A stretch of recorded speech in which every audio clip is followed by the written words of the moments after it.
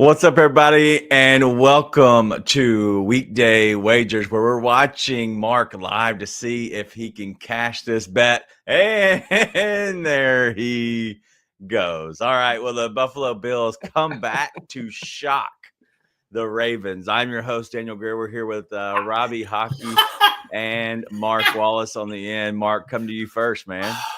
That's a big win. That's a huge one. That's the difference between going 2-2 over the weekend to 3-1. Hell yeah. Go Bills. All right, the man in the middle. He is the head of the table, it looks like, tonight. What up, Robbie? What's up, man? Yeah, better than Lane Kiffin and better than Bo Nix taking a kneel down. That killed my 4-0, but it's okay. It's okay. Mark's happy. I'm happy. What did you finish on the weekend? 2-2? Yeah. Hey, not bad. I was 3-1, very close to 4-0. Mark 3-1, you and 2-2. That sounds like a winning weekend. But definitely, as always, Miss Kim's here, and what an ending for sure. If you're new to here, this is Coaching Company's YouTube channel. If you're watching on socials, we thank you.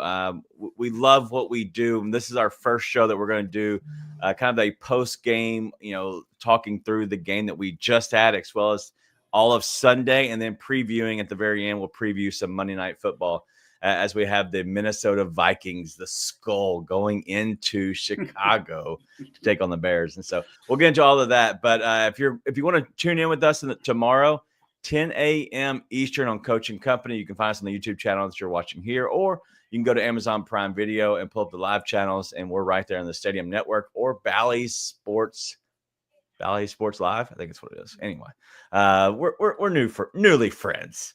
But then we are live with Day Wagers. It was me and Mark on Monday, and we're going to be together talking some Monday Night Football shows. It should be a good time. But let's go ahead and get into this game. We're talking a complete comeback, and I was shocked, just like everybody else was. 41-40. You had Josh Allen, Robbie, going 33 of 46, 394 yards, 2 tutties. And then leading rush in the game is Derrick Henry, which he went off for 18 carries, 169 yards, and 2 touchdowns. And then Zay Flowers, 7 receptions, 143 yards, and a touchdown. Your thoughts on the game? Banana lands, just straight up banana lands, man. And now, Buffalo, you won week 1 in dramatic miracle fashion. Let's do it in the playoffs now. Let's have this same Buffalo magic carry over to the postseason, because that's when it's going to matter. I'd love it for the Bills, though. If any fan base needs a huge win, it's that fan base, because it's heart-wrenching every time you see them in the playoffs and they go down. So, congrats, Buffalo Bills. Mark. Listen, a couple of things to take away from this game. Hell yeah, the streak is still intact, going all the way back to November 13th of 2023 is the last time the Bills lost a home game to the Denver Broncos on Monday Night Football. It hasn't happened since then. That magic's real. Bills Mafia. That mojo's real. Secondly, where the hell are the defenses for either one of these teams? I mean, good God. It's like neither one could stop the other from doing whatever the other team wanted to do to begin with. Thank goodness. I say thank goodness. Obviously, I had an interest in the Bills winning, but unfortunately for Ravens fans, Derrick Henry, who was your stud all game long, fumbles the ball, creates an opportunity for the Bills to tie things up and get back in this game when they really should have been down and out. In all fairness, I mean, the Bills, there's no reason that the Bills should have won this game. In fact, they did everything they could to lose this game. The fact that they won is mind-blowing to me. Yeah, that's what I look at. You're looking at the numbers in this game. Derrick Henry going for 169 yards. He did have the 2 touchdowns. The guy looked explosive. But the fact that, he had that fumble late just is like a chink in the armor a little bit to a guy like Derrick Henry. Looking at that, Robbie, that was the turning point of the game, right? It was. It absolutely was. And like Mark was just saying, where are the defenses? At that point, you got to rally behind the guy that got you to that point. You got to stand up for Henry. You got to make a stop. And they didn't. And Buffalo found a way to win. Keon Coleman went lights out tonight. It seemed like every time I looked, he was making a huge play. Josh Allen doing Josh Allen things. I guess that happens when you get married to who he got married to. The influencer. I just look. Yeah. It's a chink in Henry's armor because the Ravens lost the game.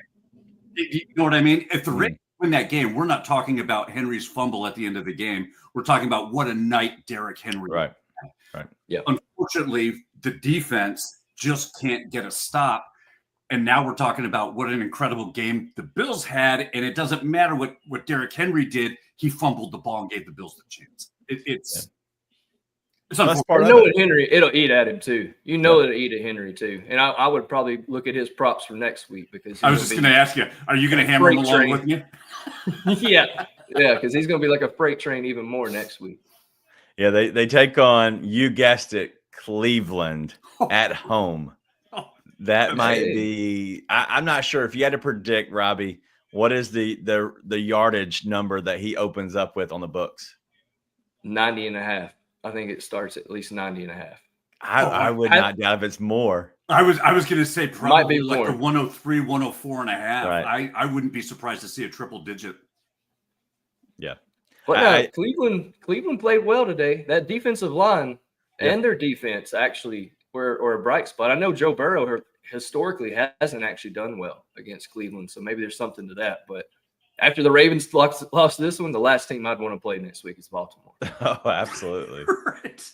Yeah, and if you look at these these games, these scores, my God, it's crazy that it really happened the way it happened with this game coming the way. I thought the Bills were done, and I thought that they were just toast. And how they figured out a way to get back in, I am still shocked with it.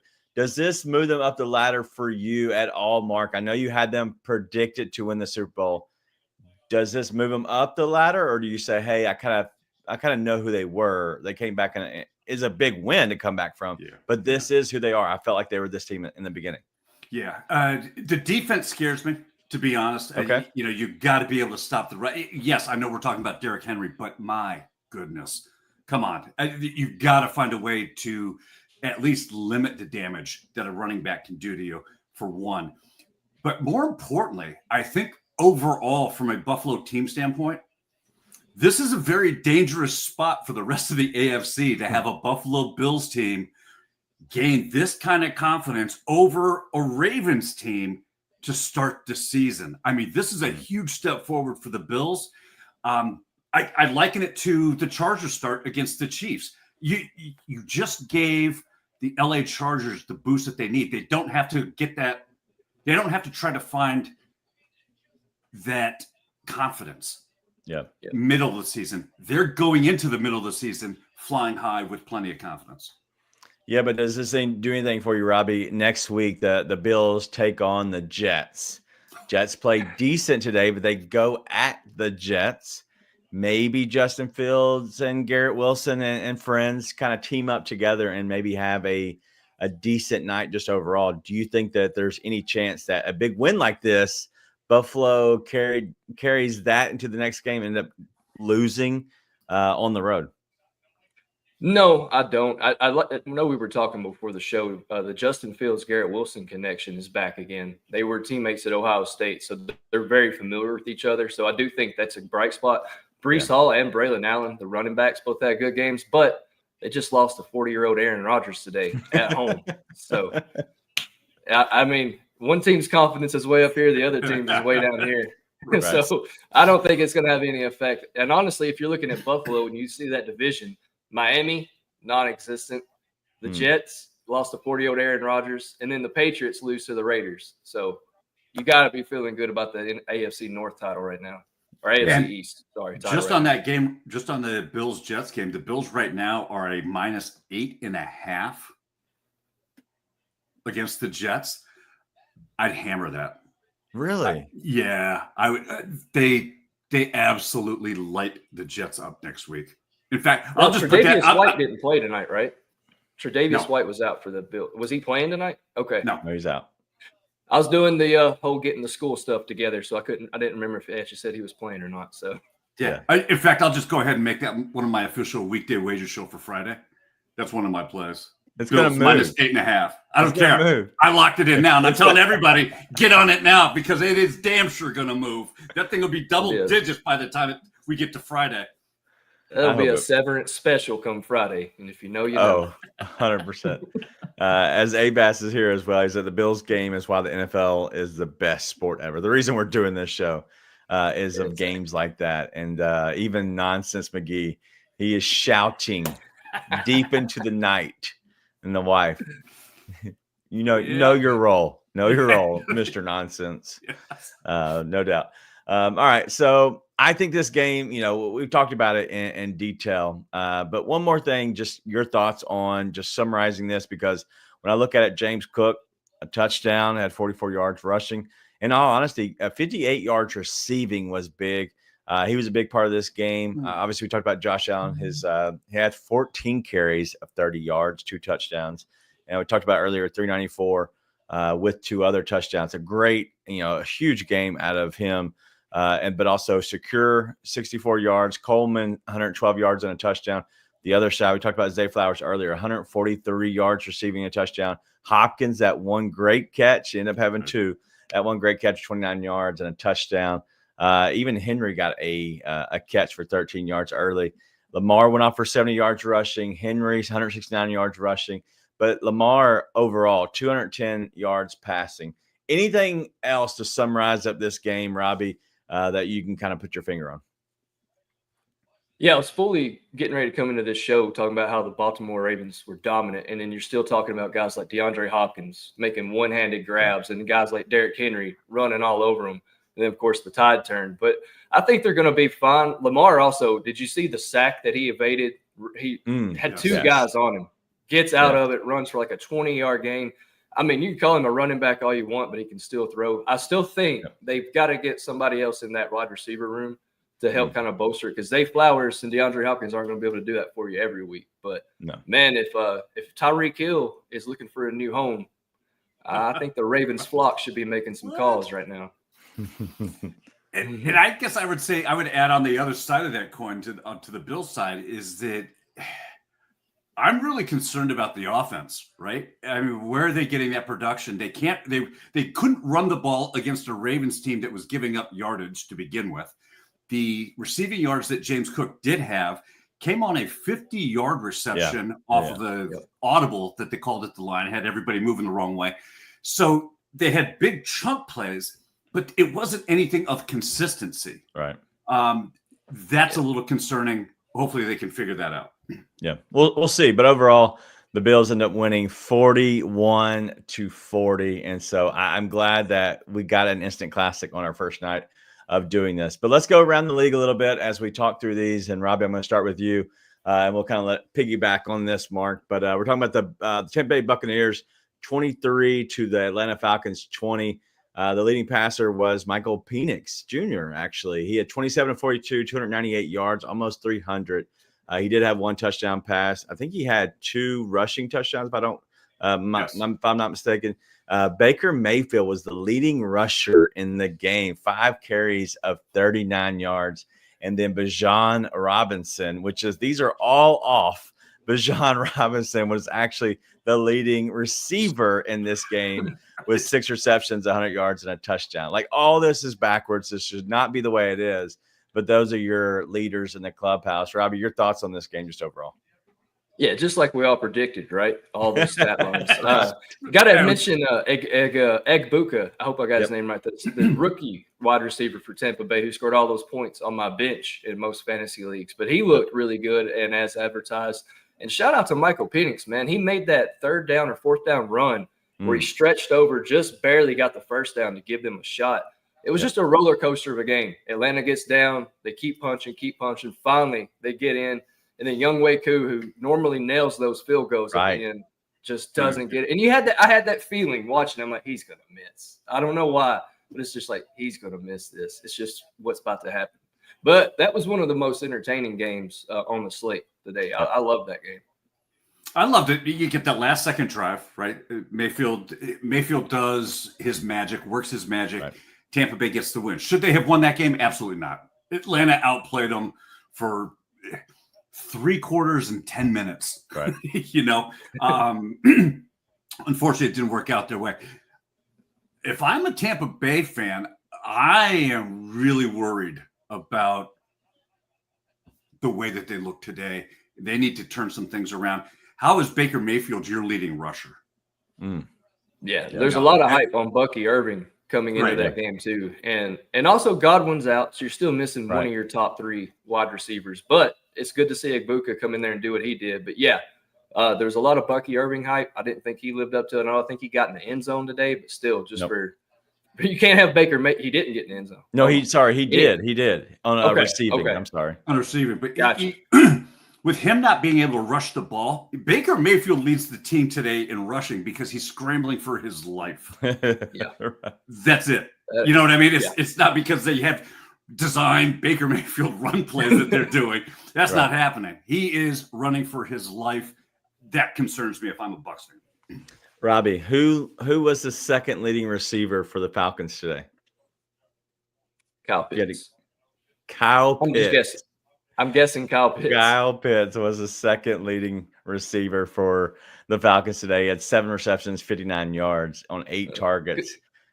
Good to see one Florida Gator showed up to something this weekend. Somebody showed up. Not the Florida Gators, unfortunately. Yeah, I said a Florida Gator. Yeah, a Florida Gator. All right, let's go to the next game. Cincinnati Bengals, this Cleveland Browns. This was the dud of all duds, in my opinion. If you're looking at this game just overall, you're seeing a 17-16 game, Cincinnati winning.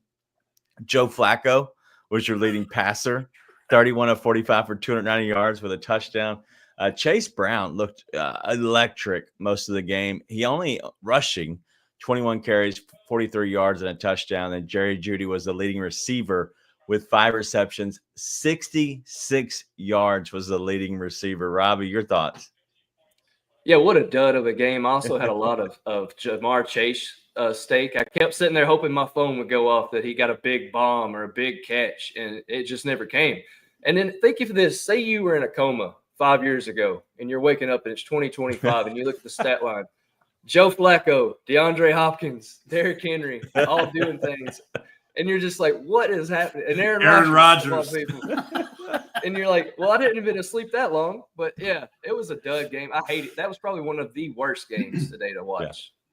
Yeah, it was.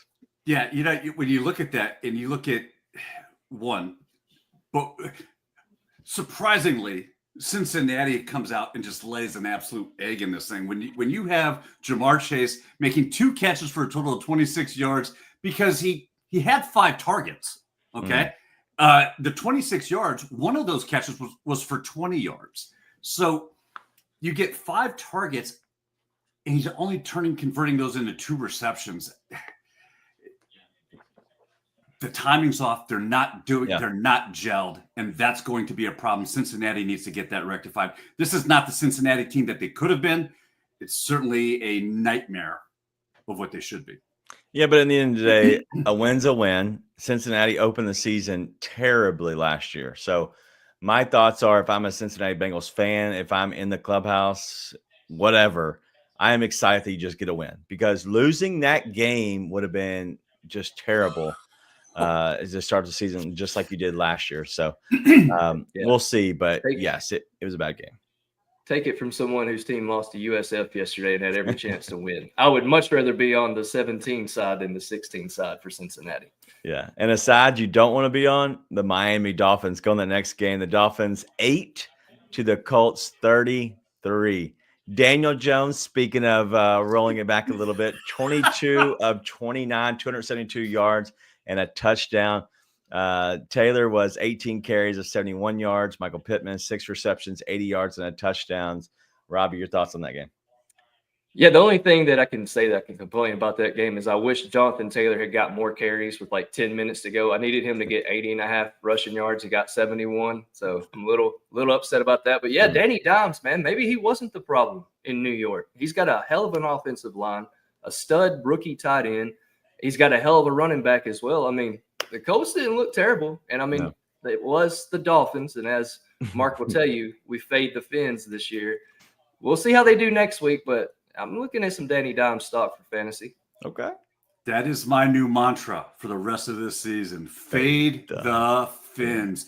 My God, I thought the New Orleans Saints were going to be bad. This is a whole new level of suckingness. You just can't. how do you, if you're a Miami Dolphin at this point, how do you take away anything from this game and say, at least we were good here? Right. Because there was just nothing. There's nothing. Indianapolis is not as bad as I thought they were going to be. No. So that was a little bit of a surprise. I was impressed with Danny Dimes. I do agree with Rob. They've got an offensive line that can protect him. And if they can buy him enough time, he can pick apart defenses fairly well. I mean, he's not going to blow anything by you. It's going to be short passes and in a controlled offensive scheme. But at the same time, he's moving the ball and they're scoring points. And at the end of the day, that's what they have to do. Yeah, and Tyler Warren. Go ahead. I was going to say he's a threat at the goal line too. Anytime you get at the 1 or 2 yard line, a la Josh Allen. Yeah. I'm not calling him Josh Allen, but he has that durability and threat that he can run it in on his own too. So you got Jonathan Taylor and Danny Dimes that you have to worry about as well down there. Yeah, Daniel Jones ran 26 yards and he had 2 touchdowns on the ground. And so it just goes to show he can get in if you need him to. I'd call those vultures to Jonathan Taylor is what I would call those for sure. But a guy that I do want to hit on is, you brought him up earlier, Tyler Warren, the rookie, 7 receptions, 76 yards on 9 targets. Like, he's a guy that honestly played really well for being his first game. But I do want to bring this up real quick. How long until Tyreek Hill is traded to KC there, Mark? If Tyreek Hill is a Dolphin over the next 4 weeks, I would be shocked. Do you think he goes to KC, or do you think somebody else would go for him? I think, I think Kansas City and Baltimore both could be in the running for a bidding war. And I like him better to end up in Baltimore than to see him in KC. I'm curious what that contract is. Robbie, where do you think he ends up? I'm kind of leaning Mark. I would actually love to see him in Baltimore as well. And I think Baltimore probably has the funds to do it because they don't have a top stud wide receiver that they're paying a ton of money to. So I think they can make it happen. I think him, Lamar Jackson, and Derrick Henry offense would just be insane. So if you look at his contract, he has a base of so football contracts are crazy. Okay. The cap hit is $27.6 million, but I think what they want to do is get him off of their books. So they might have to pay something, but really his base salary is 10. He's got a signing bonus of 6, a restructure of 6, and then a roster bonus of 1.8. Then he has an option, which is 3.1. There's a lot of different ways they keep splitting the contracts. So I don't know exactly what they'd have to pay to do that. I don't know. It's been split for every kid he's had this past season. Oh my goodness. Yeah, he can't help. He can't not make a contract. He is screwed. He's honestly, he reminds me, he's going to be one of the guys that 3 years after being out of the league, I don't know if we'll see the best days of Tyreek Hill for sure. It's crazy. But anyway, all right, that's enough of that terrible game. Let's move on to the next game. We do have the which I thought was a decent game. The Cardinals and the Saints. Cardinals won 20-13 over the Saints. Spencer Rattler was actually your leading passer of 214 yards. He threw the ball 46 times. And then Trey Benson, who is the backup, he's 8 carries of 69 yards. I know he got a big one late in the game. And then Juwan Johnson for the Saints, he's a leading receiver, 8 receptions of 76 yards, Robbie. Kicking myself for not investing more in Juwan Johnson. I was on him a lot last year, and I should have been on him a lot more today considering who he was playing. But that game was kind of a dud for me too. I'm sorry. It was just 2 teams I'm not very interested in. I thought Marvin Harrison Jr. looked better in his second year. Trey McBride cashed the prop. He was one of my hard targets that I featured this week, so we cashed his prop by a yard. So happy with that. But to me, it was just kind of a dud game. 2 teams. I think the Cardinals could be good, but I still don't have any hope for the Saints. Look, when you have to start a sentence with the Cardinals could be good based on what they did against the Saints, it means that they suck too. Exactly. I was one of those buyers who, hey, I think the Cardinals could absolutely manhandle the Saints. At the end of that game, I had that taste in my mouth that the Cardinals are never going to be a team that should ever have gotten a 6.5 point spread against the Saints because they're just not that good. They're better than the Saints, but they're not 6.5 points different. So they lucked out with a win today. Boy, it's going to be a long season for the Cardinals, Saints, and Fins. I will be fading all three. Wow. Every chance I get. Well, I'm looking at the rushing yards for the Cardinals. 146 yards on the ground. He had 69 out of Benson, 39 out of James Conner, and then 38 out of Kyler Murray. That's a good little trio there to get some, to the rushing to dominate the game. But also, you talked about it earlier, Marvin Harrison Jr., 71 yards and a touchdown, 61 yards out of Trey McBride. Like that was literally their two best.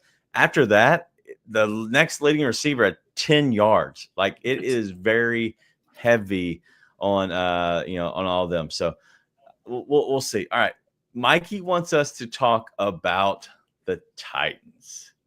So why not? Let's go ahead and go to it. I didn't have them up next. I had actually the Las Vegas Raiders, but I'll come back to them. So let me scroll down here and find the old Titans.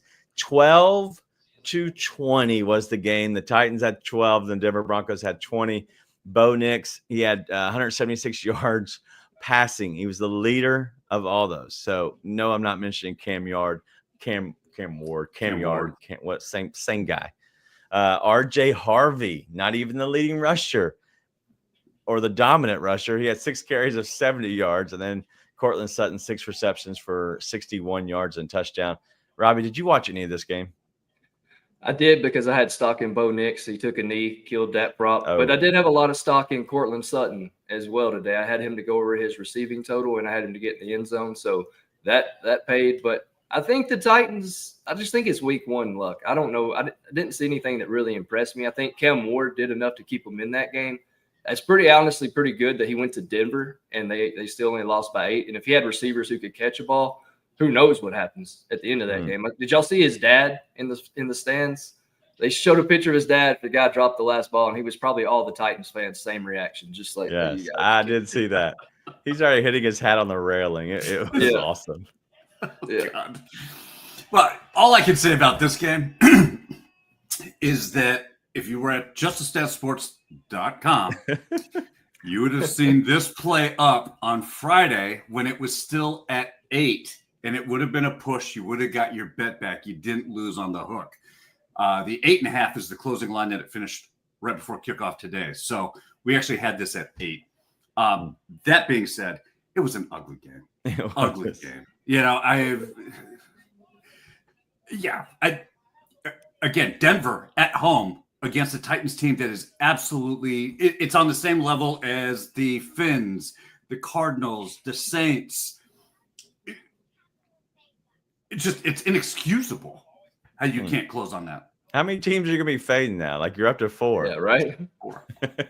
We'll find another one on the show. The nice part for me is that the Broncos and the Rockies are from the same city. So you know what? Fade Denver.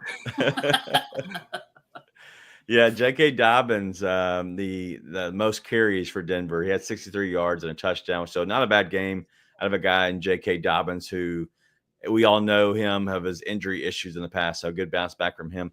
Tony Pollard, a Memphian, 18 carries, 60 yards.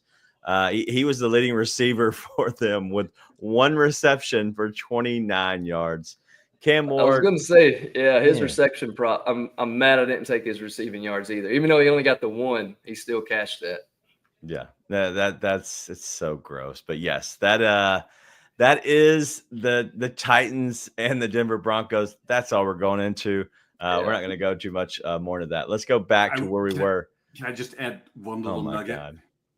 J.K. Dobbins has gone over 11.5 for his longest rushing game. Mm-hmm. He's done that in 9 straight games, going all the way back to when he was with L.A. He did it again today. Just keep that in the back of your mind for next week. Okay. That's his injury history. Keep that in mind as well. Yeah. But the worst thing that happens, you lose that bet because he gets injured. You're not tied into him all year long like you might be in fantasy or if you're a Denver Broncos fan. That would suck. Right. But let's go to the next game. It was the Raiders 20 to Patriots 13. Geno Smith, 362 yards passing and a touchdown. Aston Genty, 19 carries, 38 yards, and a tud. And then I don't know what his first name is, but Booty, whatever his name is, 6 receptions for 103 yards. Sure. A good receiving game out of him. And honestly, a lot of people have been talking up Mr. Booty, whatever his last name might be. How do you like them? Booty, when he was at LSU, actually led receiving over Jamar Chase and Brian Thomas when they were all three there together. He had that ankle injury that kind of derailed him. So maybe he's back in form and he could be a legit weapon in New England. Yeah, I am stunned. The New England Patriots were one of 2 teams that the model had selected to win straight up that lost. They're the only 2 teams, one of 2 teams. The Chiefs and the Patriots are the only 2 teams that have lost this weekend, according to the model. So they're the 2 teams that have lost after having been picked to win by the model. Does that make sense? I felt All right. Gotcha. Only because we talked about it beforehand, so I already knew the answer to that question. But yeah, I'd probably been as lost as DG if I just heard that. I'm always lost. But his name is Kayshon Boutte is how you say it. So just wanted to pronounce his name properly. Yeah, and I think that, look, this Raiders team, are the Patriots, again, they're another one of those teams. Am I fading the Patriots all year? No, because they get to play the Jets. Twice. Yeah, twice. But I don't know that that's the bar that you say, okay, we actually have a decent team this year. I think the Raiders are going to be better than most people expected them to be. They're still the Raiders. They're still getting those pieces together. I think they're going to be dangerous. Well, as Jeff Stenberg says, booty, booty, booty, rocket everywhere. Yeah, that is what I like. Well, I will say that Booty has been talked a lot about in training camp as being one of the guys that people are saying to watch, and him showing up on the scene with 103 yards receiving is obviously no surprise probably to any of them. But Brock Bowers on the other side also had 103 receiving yards as well. He actually was hurt late in this game, and so I do have him on one of my fantasy teams. But from my understanding, it was a lower leg injury, but nothing that is going to keep him out for long term. So who knows about that? Yeah. So if they say he's fine for sure. Yeah. All right. Let's get to the JETS. Suck. We're going to go with the Steelers 34 to those Jets 32. This was actually one of the more entertaining, if not the entertaining game of the day. Aaron Rodgers, 22 of 30, 244 yards, 4 touchdowns. Breece Hall, 19 carries, 107 yards. And then Garrett Wilson, 7 receptions, 95 yards, and a touchdown. Robbie, what are your thoughts on this game? Yeah, I really liked how Justin Fields and Garrett Wilson, when I was in fantasy, I totally forgot that they played together at Ohio State. It was just one of those blunders. And they look like they're very comfortable together. Breece Hall, it looks like he finally has a coach that knows how to use him. So if you bought into Breece Hall before in fantasy or if you bet on him, that was a nice game. DK Metcalf didn't look terrible either. He had a lot of long receptions. He looked like Aaron's go-to guys. So I'm not saying the Steelers are going to win the AFC North, but they didn't look as terrible as I thought they would look today. The defense is they let the Jets put 32 on them, but they still kind of look good even for putting up 32. I was just going to say, I think that for all the talk that how each team knew the other quarterback so well, what they will do, what they could do, what they won't do, and how to play against those quarterbacks. They did a horrible job defensively, scheming to contain the quarterbacks. Aaron Rodgers thrown up 4 touchdowns, 1 for every decade he is old. That's impressive. Justin Fields had a great day. From a quarterback standpoint, he had a great day. I just don't know. Not overly impressed. Fun game to watch. Not overly impressed by either one of these teams. Yeah, and Rodgers was motivated. He was motivated today too. So how motivated will he be next week when he goes in his dark closet, on Wednesday? Well, in all honesty, at his age, he should only get worse as the year goes along, because your body being able to bounce back after week is tough. Like, I can barely bounce back just after a show, let alone a game at this point. And so sometimes it is pretty tough, but Mark, what are your thoughts on that? You're the old guy. Yeah, you know what? You just said that, and the first thing I did is I looked at the clock and went, "Damn, it's already after midnight. I got to get up for the show tomorrow morning." Right. Yeah, it hurts, man. Look, aging is real. It is. Yeah. I was surprised that Aaron Rodgers finished the season last year. I just don't think he'll be on the field by Thanksgiving of this year. And Mike wants to know, am I admitting to being old? I promise you, I will tell you, I am old. But we'll see. A little bit about this game. Justin Fields, 218 yards. Honestly, passing was not his forte, but Breece Hall being able to get off for that many, for 170 yards rushing. Justin Fields, 2 touchdowns with 48 yards rushing. I thought that was big for them. Garrett Wilson had a good game. Besides that, they don't really have anybody else that can catch passes on this team. And then if you look on the other side, DK Metcalf, 83 yards. That should not happen. I know DK is good, but he's not that good right now. And then Calvin Austin, a University of Memphis guy, a Memphian, 70 yards rushing and a touchdown. But then Ben Skoranek, I think that's his name. Yeah. He was the first touchdown of the game. He had 22 yards and touchdown. Jalen Warren through the air. He had a touchdown. Jonnu Smith had a touchdown. And then I said earlier, Calvin Johnson. That's Calvin Johnson, Calvin Austin. Those are your guys that are catching these passes. It wasn't like all these big names. He's good. They're just random guys that Aaron Rodgers is finding. And Robbie, I don't think that this team can be taken serious when you bring up all those names. No, and of course, Jonnu got a rushing touchdown because Arthur Smith is an idiot who still doesn't know how to use tight ends. I mean, I honestly have a pure dislike towards Arthur Smith. I don't know what it is. I think it's how he mishandled everything in Atlanta, but I can't stand the guy personally. I don't like it. But no, I'm not. Did you just see the Ravens? I don't think that Aaron Rodgers is going to be able to do that against Baltimore twice this year. No. The Browns and Bengals after today, who knows? But no, I'm not buying the Steelers stock just yet. Yeah.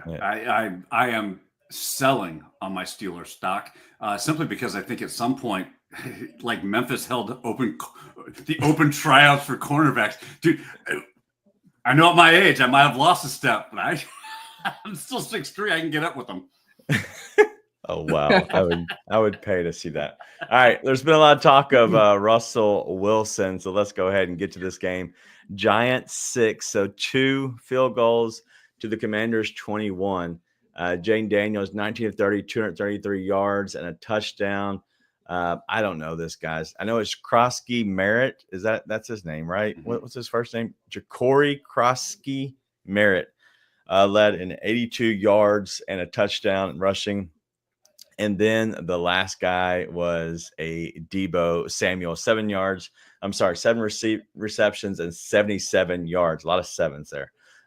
Your thoughts on the game, Robbie?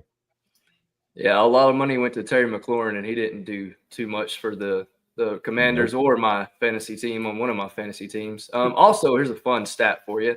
The Giants are only the second team to go 3 straight season openers without scoring a touchdown. The only other team to do that, the 1940 to 1942 Detroit Lions. So, congratulations, Giants! You're in good company now. No, that was a dud of a game. If I didn't watch much of that one at all. Yeah, look. Yes, I know the Giants have Cam Scatterbo. He looked good. Yeah, minus 3 yards. Whew, did a hell of a job today. He did. You know what I mean? It's so the Giants have issues. They're going to have issues all season long. I think the Commanders look good. They were in control. They weren't dominating by any stretch. They were only up 14-3 at halftime. So I do think that there's some work to do offensively to get the timing and get things rolling. And defensively, kind of shoring things up and getting more 3 and outs. But I still like the Commanders. I think the Commanders take a huge step back. I think the Cowboys are better than Washington this year. Just from seeing them in general. You don't really believe that, do you? I do believe that. I think the Cowboys have enough that they can, and the Giants suck. Robbie was like a whip. What do you say? Yeah, even Robbie believes me. I know he does. Let's talk about that quarterback situation for New York. Russell Wilson, 17 of 37. He literally missed more passes than he completed. Like, I don't know if that's possible most of the times, but missing 20 passes and connecting on 17 and only having 168 yards doesn't make sense. Do they go with him next week, Robbie? I think you go with him until Andrew Heaney's back on that offensive line, because I wouldn't put Jackson Dart out there until Heaney's back because he was out today. I would just keep Russell Wilson in there and pray and at that point. But I do think that Jackson Dart should start over him. I just wouldn't put him out there until Andrew Heaney's back. But Malik Neighbors, I will say on New York, he still looked good. I mean, for Malik Neighbors, for that team, he still had pretty decent lines for fantasy. But he was also pissed off today. Saw him and Brian Daboll got into it as well. I just think Giants are still a hot mess right now. Yeah. Look, Russell Wilson will be lucky to see a complete game next week. He had a 25.6 QBR. There is absolutely no freaking way that first of all, Daboll's job is on the line. It's not like he's not in the hot seat either. If he doesn't start making changes in quickly, which is honestly, it's a disadvantage to a coach who feels that kind of a pressure that you have to win, you have to produce. Yeah. Russell Wilson's life as a starting quarterback for the New York Giants is going to be cut short because I think the call is going to be made. Get Jackson Dart in there. Let him start to do what he was brought in to do and let Russell Wilson kind of just fade off into the background. And Daboll is done at the end of this year. Yeah. What I would do is I would let Russell Wilson start next week against the Cowboys, because if you're going to beat a team, that's probably the best you have on your next few games. And so maybe you let Russell Wilson start. If that doesn't look good, maybe bring in Jameis to give a little flair. Maybe you catch lightning in a bottle. But then after the Cowboys, you're going back home. You play Kansas City and the Chargers, which is back-to-back. That could be games that you let Jameis Winston just kind of go out there and see what he has. And then maybe you figure out a way to slide Jackson Dart in there one of those games, the second half, if it's out of control. And then that's when you throw him in week 5. I've been saying this already. Week 5 against New Orleans at New Orleans would be a great game for Jackson Dart. He's down there in the Delta as he went to Mississippi, Ole Miss. And so that might be a better way to implement him, because they're not beating anybody. I don't care who you put in there. They're not going to be a dominant team, and you want to lose enough. But I think that week 5 going against New Orleans would be a good time. But you get 2 games for Russell. You get 2 games out of Jameis. You say, listen, you old heads, we gave you your time. See you later. Anyway, all right, we're going to keep going through these games. We're going to go through a little faster than we were so we can get to that Monday night game as we want to talk about the Bears and the Vikings. But let's kind of just skim through the last of these. Panthers and Jags. Trevor Lawrence, 178 yards. Travis Etienne, 16 carries on 143 yards. And then Tate McMillan. I'm sorry, it's not even Tate. What is his first name? You can just say Tate. Everybody calls him Tate. Okay. Tattoo, just call him Tate. Yeah, we'll call him Tate McMillan for receiving for Carolina, had 68 yards. And so overall, your thoughts quickly on this game? Yeah, I'll go quick. Chuba Hubbard was another hard target, made a sweat, but he got it at the very end with that receiving touchdown. Carolina's run defense still sucks. Nothing has changed there. And Jacksonville is still Jacksonville because it was Carolina that you beat today. Beat somebody that actually matters, and then I'll start worrying about you a little bit. Yeah, and I was kind of surprised the way Jacksonville dominated the first half, right? They're up 20-3 going into halftime. Neither team does much offensively in the second half of this game. They only put up a total of 13 points. I think that's a concern, especially if you're using the halftime to go in and make offensive adjustments to beat the team that you're playing against, and you come out and you're only able to put up 6 points or 7 points. That's an issue. The rain delay didn't help either. The hour and a half long rain delay kind of screws some things up too. But yeah, you're absolutely right, Mark. And I was just going to say, and Bryce Young, again, a 20.2 QBR. I mean, what the hell is going at this point? DG, you could go out there and start for Carolina and have a better QBR rating than 20.2. I can get it ready, guys. I can get it ready. It would take no time.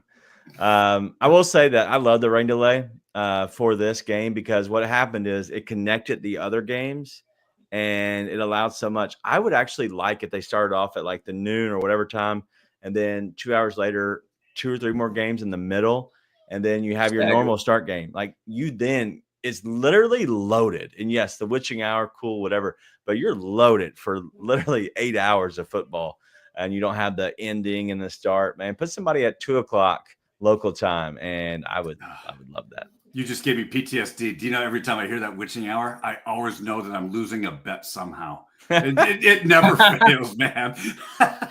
Well, I hope for you. That's where my that's where my Dumb and Dumber moment comes in, where it's like, so you're telling me there's a chance? Yeah. Yeah. Well, I hope for you, Mark, there are better days ahead. All right, let's go to somebody who has better days ahead, and that's Christian McCaffrey with the 49ers.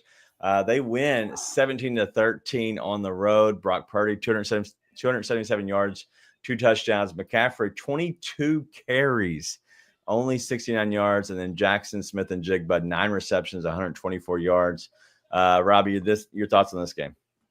Ugly game. Brock Purdy didn't look good. Ricky Pearsall looked pretty good. I'll give him that. Another Gator finally showed up. Yeah, I thought he looked good, but the injuries in San Francisco just keep piling up. I mean, it's just one of those teams that they can't ever escape the injury bug. And I'm sorry, but Christian McCaffrey getting 22, 25 carries a game already just to start the year is not good for him for a season long. Right. And I think that was just, you just took the whole just to my opinion out of this with why are you're relying on McCaffrey at 22 carries when earlier this week he couldn't make a practice because he had abdomen issues. I mean, it's just a misuse of their personnel. And then on top of that, he caught 9 passes for 73 yards. You know what I mean? So he is definitely the workhorse. He is the one who's going to get the touches. Yeah. But at some point, you just got to say why, and why aren't you bringing in some support staff for him? Yeah. Well, you got Brian Robinson. You traded for him, and I don't know what his stat line was today, but you thought he would actually kind of make an effect. He had 9 carries, 33 yards. Yeah.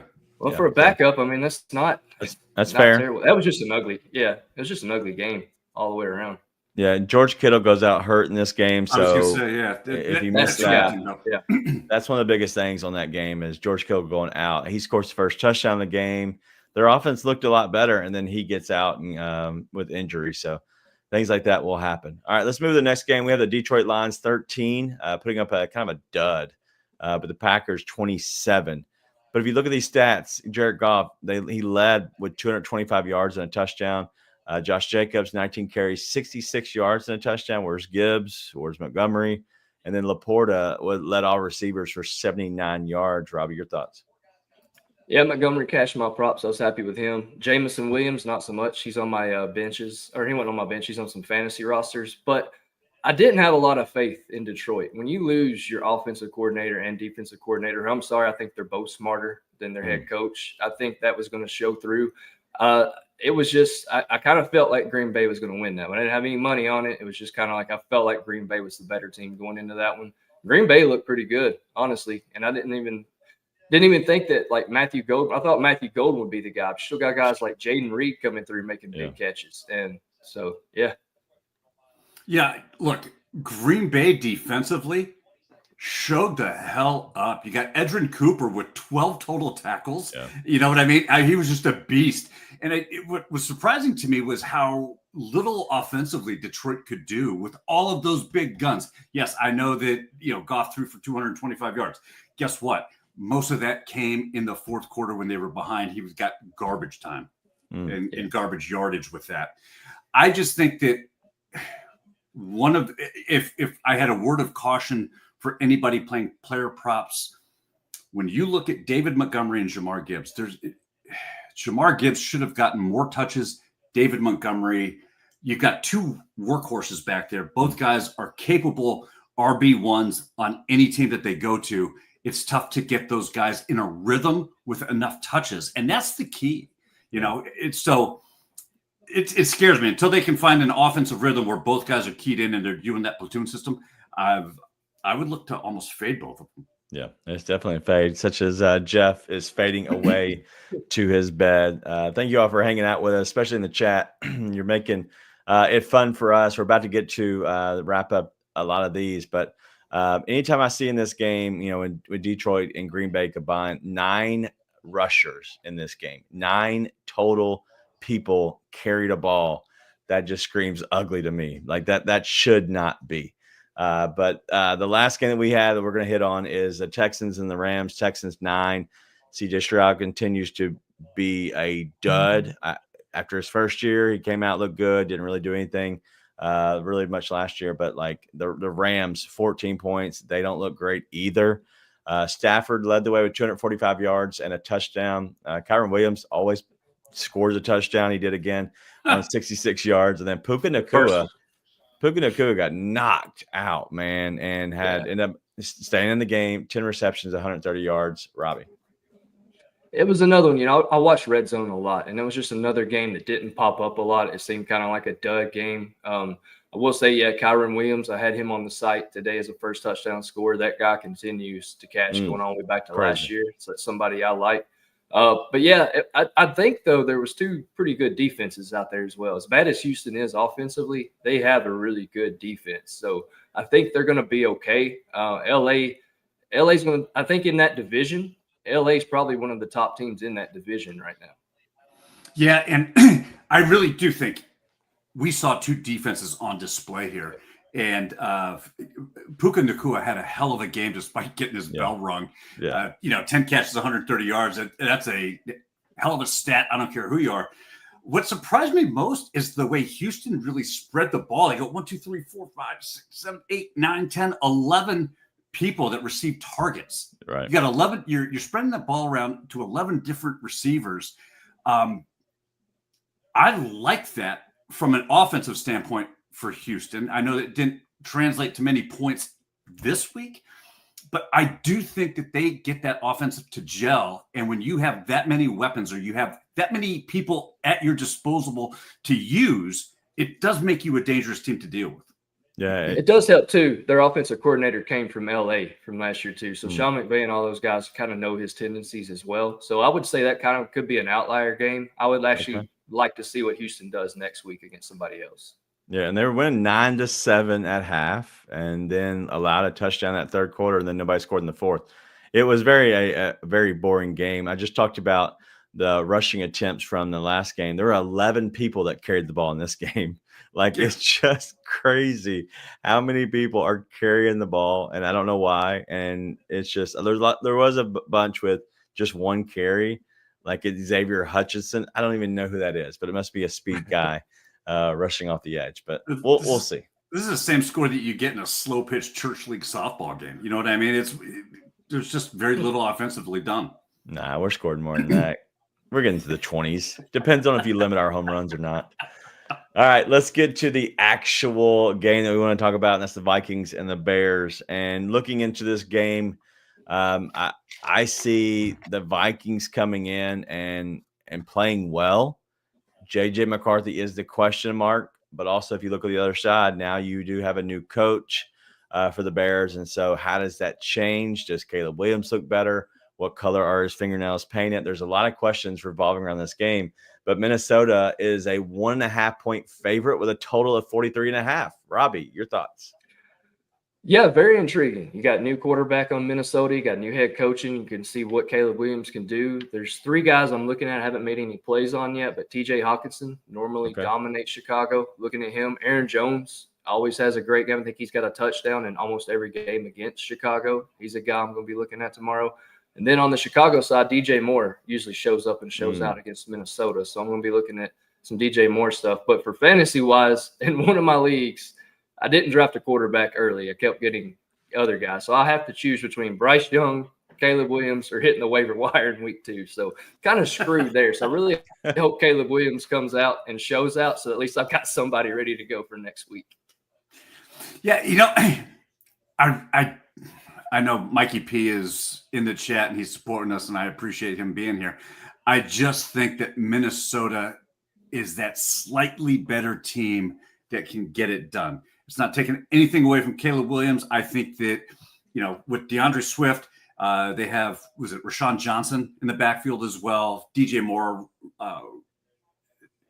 I think they have the tools to get it done. I just don't know that they get it done against the Vikings, who have, I think, just a higher level at each position to win them the game. Yeah, the Minnesota defense has been really, really good. And I think that's what shows up. But Joe brings up a good point. The Bears, will play well, but historically, Minnesota hasn't played well in Chicago. I don't know the stats or the historical factors into that. But if that's the case, that could be a chance that maybe Chicago gets a win at home, not favored. Mark, what does the model say on this game? Do you have that pulled up by any chance? Yeah, so looking at this, we've got Minnesota with a 50.9% chance to win the game. Expected points projected to 42. To put that in some sort of context, the Buffalo Bills had a 50.10. So a slightly higher chance than the Bills did tonight to win. Do with that what you will. But looking at this historically, you look at what Minnesota's done over the last, since 2020, going into Chicago, they have won 5 straight. Oh, at Chicago. Eat that, Joe. Your historical facts. Harrison Smith for the Vikings is also out as well. He's been in Minnesota for what feels like forever. He didn't travel, so he's out as well. So that could be another one. I can't say his name.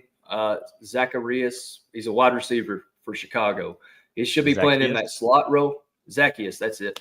He should be playing the slot position, which Ben Johnson loves throwing to that position. So that's going to be another guy to look at too, to see if he can get going tomorrow.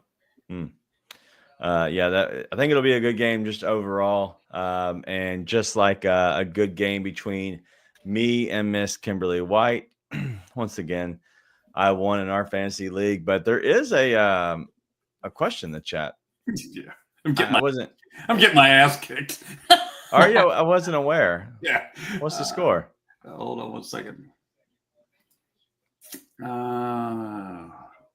Look at the time. Do we have to go? Imagine that. Let's see.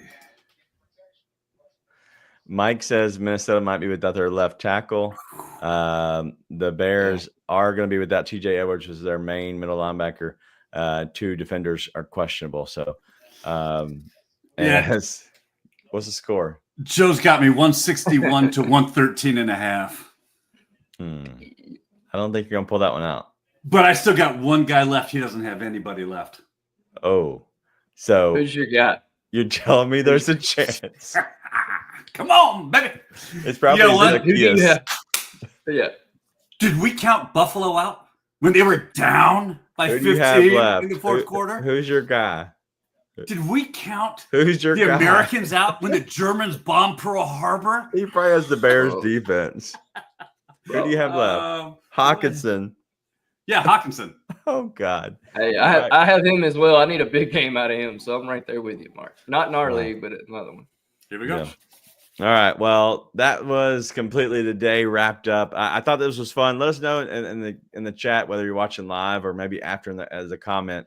We'd like to know what maybe might be better. We're going to try to dissect this where we spend a little time on the game initially, like initial thoughts, especially if the games are good, and then going into the games as a whole across the board throughout the day. We didn't even get to talk about the Cowboys and the Eagles. We've talked about that a little bit already, as well as Kansas City and San Diego. And so big win for your Chargers. When I keep saying San Diego, the LA Chargers, whatever. It's all right. They will always be San Diego too. Yeah. But like, there it is. I thought that it was enjoyable, and honestly, there's so much content to put into an hour, and I even said we were going to try to be 45 minutes. I don't think there's a way we can do 45 minutes on these games. But coming up, I'm curious how we want to do this, and I know this is live talking on the air, but Sunday night, I think we can always go to the same thing normal, because Mondays, they're going to be the Monday night grind, so make sure you do not miss those. but there's going to be 2 games on Monday. So I'm not sure how they're going to do that. I'm guessing they just go leading up to the first game. But just on Sunday nights, there's usually only 1 game. So we're going to be here doing this 1 game, no matter what the time is. And so, because they have the Monday night grind. We also have weekday wagers at 2:00 where we're going to be breaking down both games. You know what I mean? There'll be a lot to cover for Monday games. I love the way that this is set up right now. Okay. And just a little bit of a look ahead because it kind of teases what we're going to be doing for tomorrow anyway. Yeah. All right. Well, that's what we'll do. Tomorrow will be the same time, same bat channel. We'll be back here at 2 p.m. Eastern, breaking down everything that is for Monday Night Football with weekday wagers. But do not miss the I guess it's 10 a.m. Eastern when we have Coaching Company. I'll be on there. I know Zena will be there with me, I believe. Marky Mata will be there. I don't know if Mikey P is scheduled to be there or not. I don't even remember who's on the schedule half the time. But either way, we'll definitely be there. It'll be a good time. But that's all we have tonight. Tonight's been fun. And hopefully everybody's enjoying it. This will get better. Maybe we'll bring up some graphics somehow, some way. There's just so much that we got to get through. It would be a lot of graphics to put through. So we're trying to figure out how not to overwhelm you, but also not to be such robots and just talking through game by game. And so, but either way, it'll get better. We'll figure it out. But thank you all for joining us. As always, we are the Weekday Wagers crew. For Mark and Robbie, I am DG. Thank you all. We'll see you then.